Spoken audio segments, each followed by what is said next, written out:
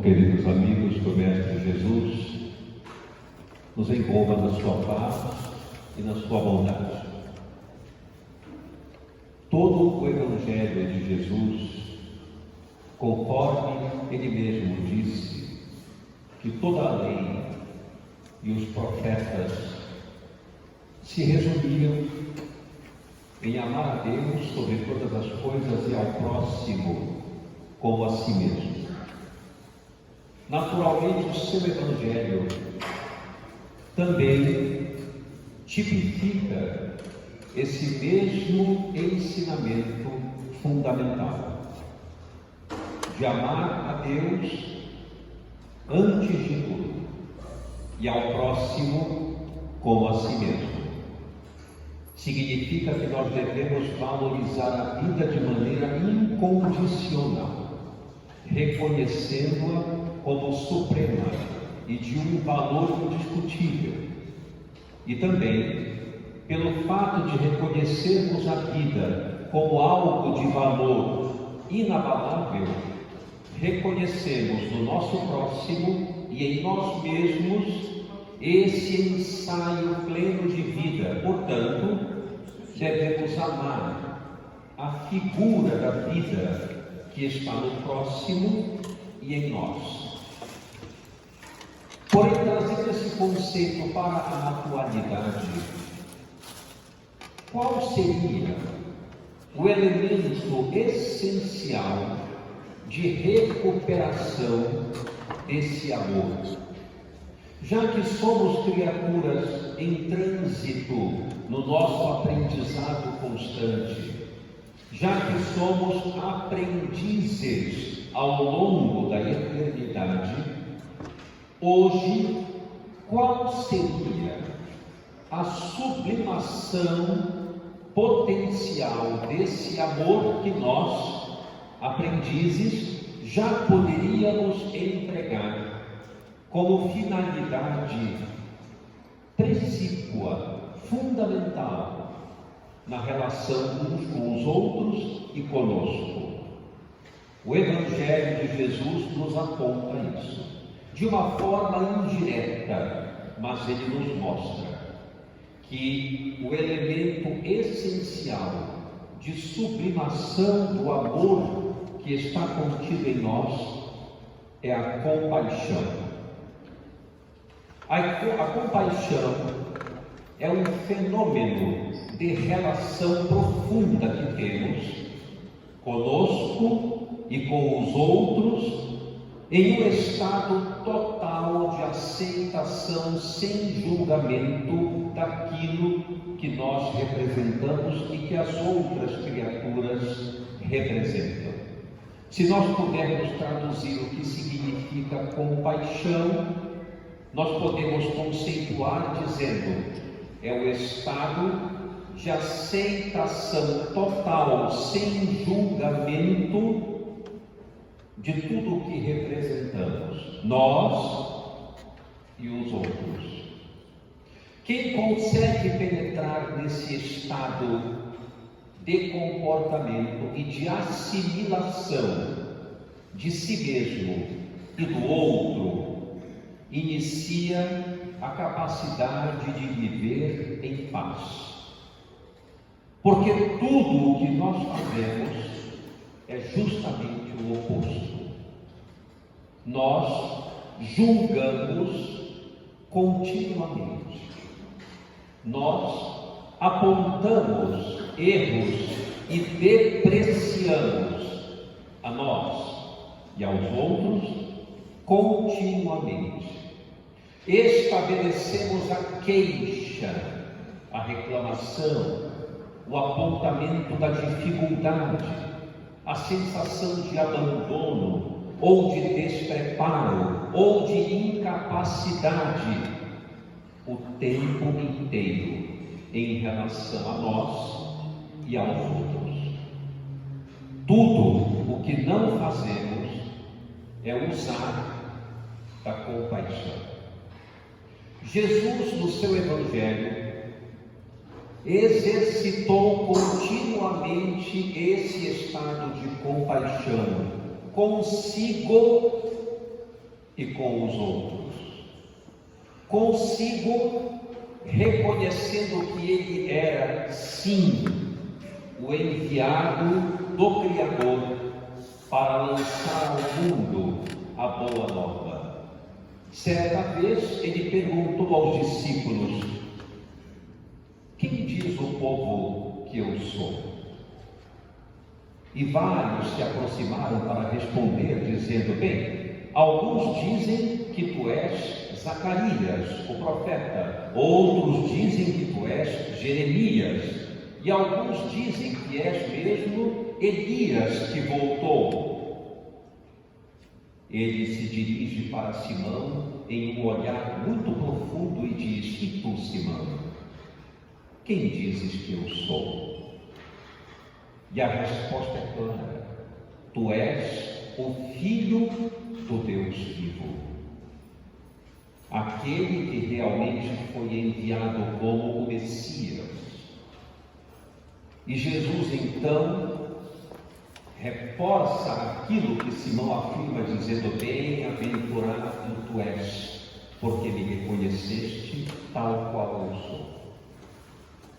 Ou seja, ele não se depreciava, ele não se diminuía, ele reconhecia o seu próprio valor como ser humano, ele tinha compaixão consigo. E nós fazemos o mesmo? Geralmente não. Temos o hábito de nos diminuir, nos depreciar, nos criticar perante as pessoas. Temos o hábito de não reconhecer o nosso potencial, o nosso valor, nas mínimas coisas do cotidiano. Da mesma maneira, acontece de nós para os outros. Olhamos para as pessoas e não temos compaixão. Há uma atitude firme de crítica contumaz, de reduzir o outro a um estado depreciativo cruel que nós o colocamos. Isso é muito comum e é justamente isso que devemos mudar de modo muito importante no nosso comportamento cotidiano. Jesus era um homem que expressava claramente as suas emoções, ele não se envergonhava delas, e nós não sabemos quase em momento algum lidar com as nossas emoções. Nós temos um treinamento multimilenar de que devemos fugir das nossas emoções, devemos ignorar os nossos sentimentos, porque aquele que sente é justamente, na concepção equivocada, é justamente aquele que está em um momento de profunda fragilidade. E ser frágil é sinônimo de ser fraco, é sinônimo de ser incapaz. Esse é um conceito que temos multimilenar. Reparem algumas frases comuns que até hoje nós escutamos. Por exemplo, homem não chora. Onde isso está escrito? Onde está escrito que o sexo masculino não deve chorar? Jesus, diante do túmulo de Lázaro, lá está escrito: Jesus chorou. Ora, se ele era o ser mais perfeito que veio ao mundo para nos ensinar a boa notícia, chorou, porque que nós imperfeitos não podemos?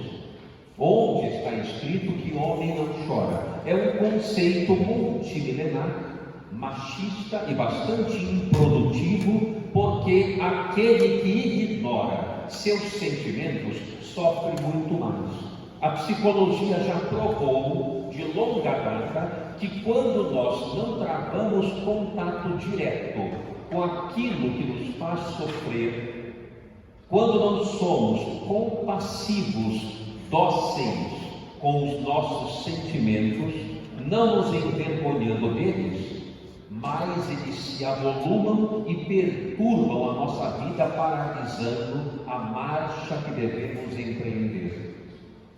Quando temos contato direto com os nossos sentimentos, sem nos envergonhar deles, chorando, sentindo tristeza, sentindo raiva, sentindo mágoa, seja qual for o sentimento, quando nós o admitimos e repartimos a nossa dor, tudo se modifica.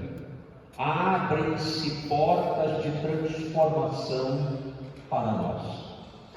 E habitualmente o nosso comportamento é fugir dos sentimentos, não admiti-los e nos colocarmos em posição de couraça e de fortaleza, dizendo: eu dou conta de tudo, eu sou capaz de qualquer coisa, nada me detém, nada me amolece.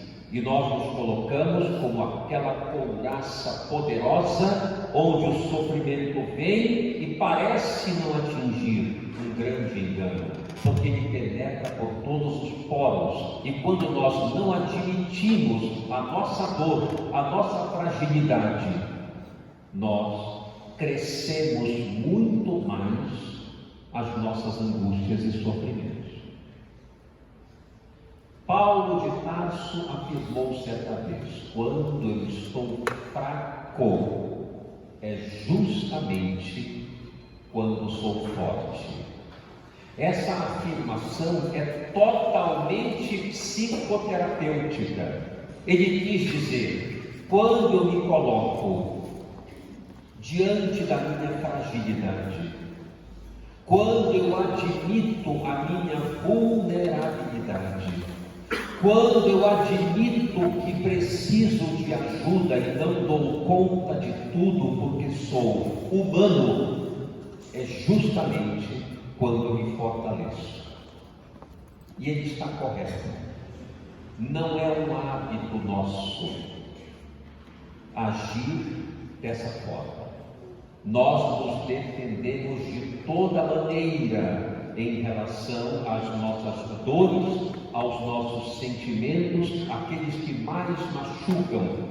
Nós represamos, nós os guardamos e vamos prosseguindo a vida, sem nos examinar, sem nos conhecer, porque não temos compaixão conosco. Isso é falta de compaixão. E para onde vai a falta de compaixão quando nós reprimimos os sentimentos, as dores, as angústias? Vão para outras direções, para a alegria imaginária do álcool, das drogas ilícitas. Vamos buscar afugentar as nossas angústias por meio de eliminações indiretas. Bebemos excessivamente, adotamos comportamentos irregulares diversos, por exemplo, através do sexo desregrado. Buscamos os grandes folguedos, as excessivas risadas, as gargalhadas estrondosas em meio a piadas chulas, juntos em reuniões completamente frívolas para esquecer as nossas angústias. Isso se chama autossabotagem. É falta de compaixão conosco. Como é que nós podemos evoluir se não tivermos compaixão conosco e compaixão com os outros? Não dá. Não vamos sair do lugar. É muito importante desenvolver essa peça preciosa da compaixão conosco, reconhecendo que nós não somos criaturas onipotentes, não somos aqueles que dão conta de tudo, não somos aqueles que sabem tudo. Nós temos limitações, e muitas, e aqueles que reconhecem suas limitações, aqueles que sabem expressar suas emoções sinceras, esses ganham em si o reino dos céus. Essa proposta é de Jesus. Ele disse logo no começo do Sermão do Monte: bem-aventurados os pobres de espírito, porque deles é o reino dos céus. Vejam bem, não será, O pobre de espírito quem é? Aquele que reconhece as suas limitações. Ele é pobre do espírito das coisas. Portanto, ele não tem todo o conhecimento, toda a grandeza, toda a claridade visual das coisas. É aquele, em resumo, que tem muito a aprender. Esse, vejam como é interessante, tem o reino dos céus em si. Isto é, ser perfeito não significa saber tudo, dar conta de tudo, ser onipotente, onipresente. Não. É aquele que tem muito a aprender.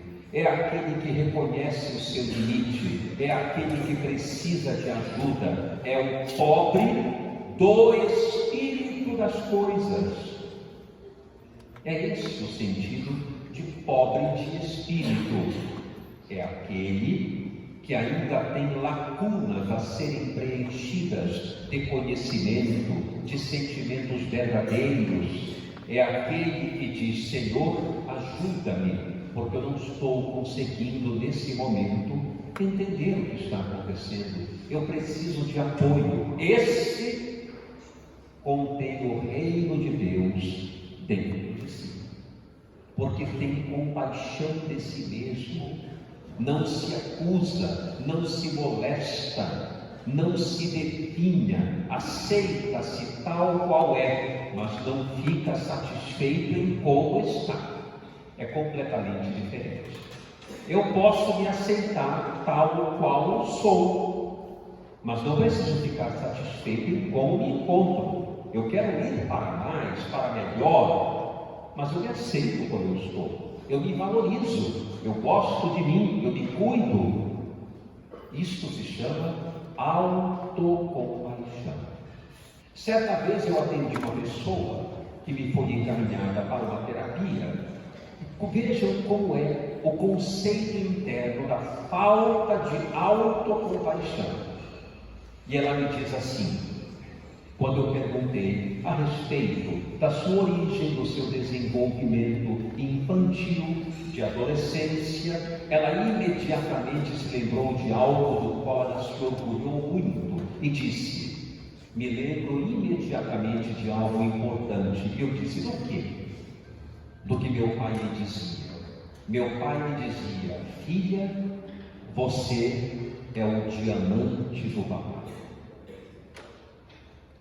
E eu disse: mas que coisa bonita. Significa que você então é uma pedra preciosa que deve orgulhar-se de si mesma. Ela disse: não. O diamante é o elemento mais duro da natureza, não quebra e não tem o direito de se bater. Ou seja, era alguém que recebia as chibatadas da vida, fingindo que não doíam. Era alguém que sofria vigorosamente, com os lábios em franco sorriso, como se nada tivesse acontecido, porque ela era o diamante do papai.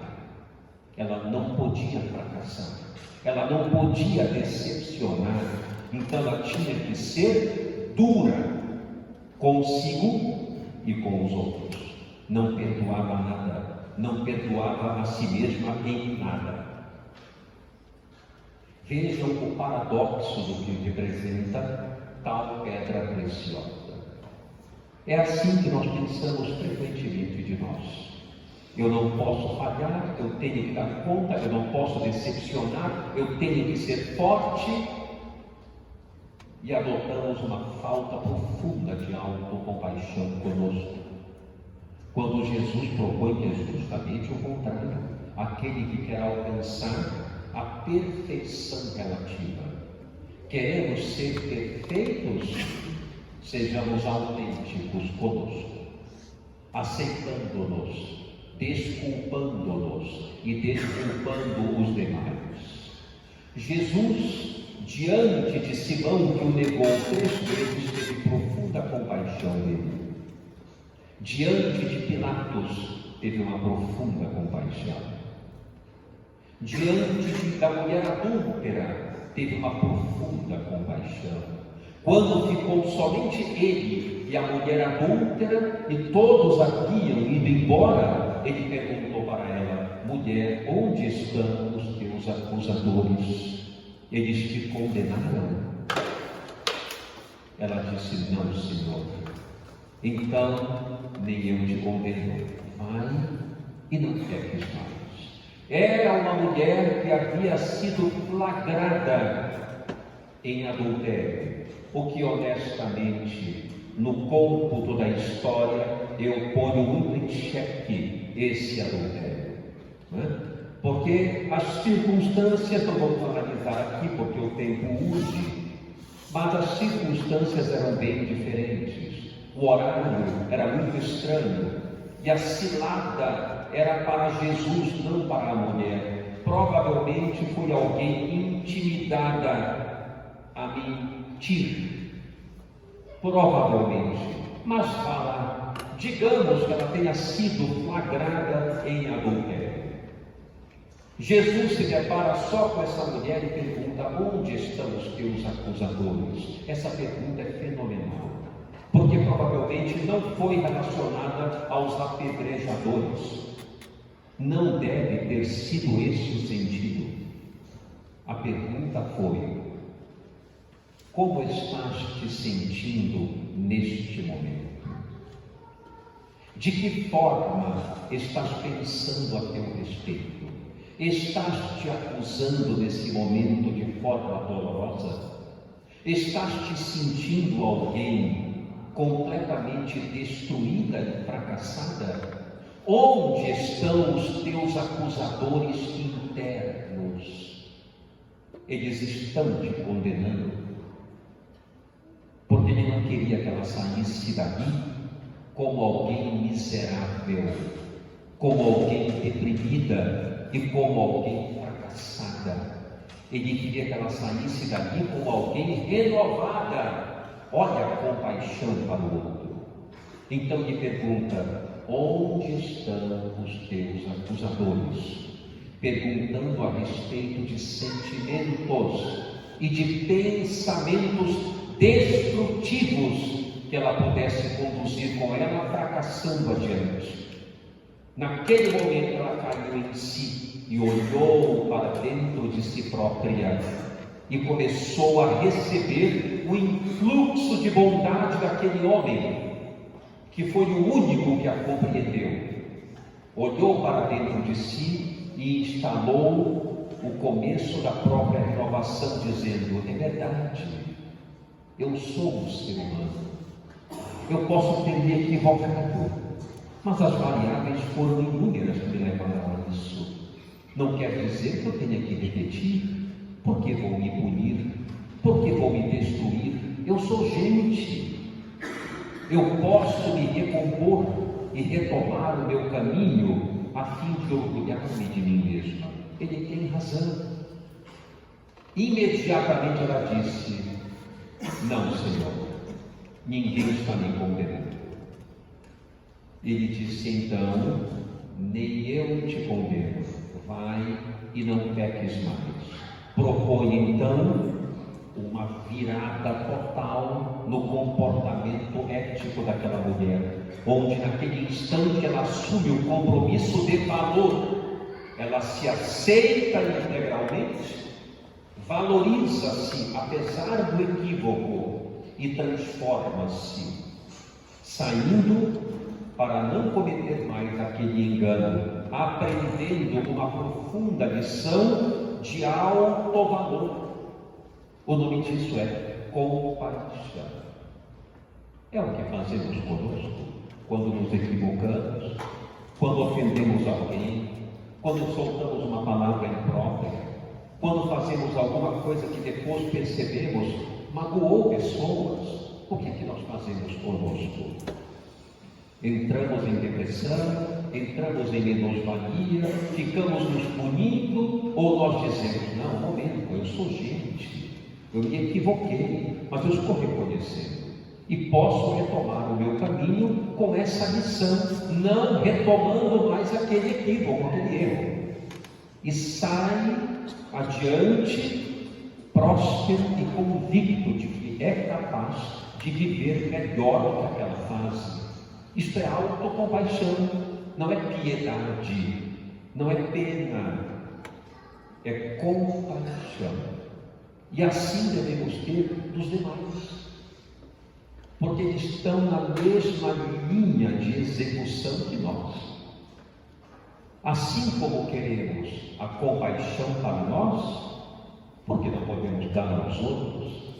Por que não podemos reconhecer os outros nos seus limites e respeitá-los até onde podem ir?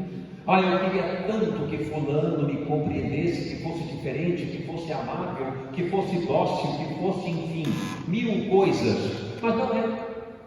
E por que não podemos observar o que ele tem de potenciais, de valores já conquistados, e enaltecer esses valores, para que ele possa adquirir pouco a pouco os outros? Se formos no ponto da depreciação, destruímos até os valores que ele já tem. Isso é falta de compaixão. Assim, a proposta hoje é de reflexão a respeito de como estamos nos tratando e como estamos tratando os demais que estão no nosso círculo de relações. Estamos sendo compassivos conosco. Estamos sendo compassivos com os nossos filhos, com os nossos cônjuges, com os nossos colegas de trabalho. Estamos sendo compassivos com os desconhecidos. Como estamos nos relacionando interna e externamente? Fica aqui a mensagem que só se pode evoluir neste planeta tendo muita compaixão de si mesmo e dos demais que estão à nossa volta. Sem isso, não crescemos, não melhoramos e não seremos felizes. Então, que haja paz e luz nos nossos corações. Vamos fazer as nossas vibrações.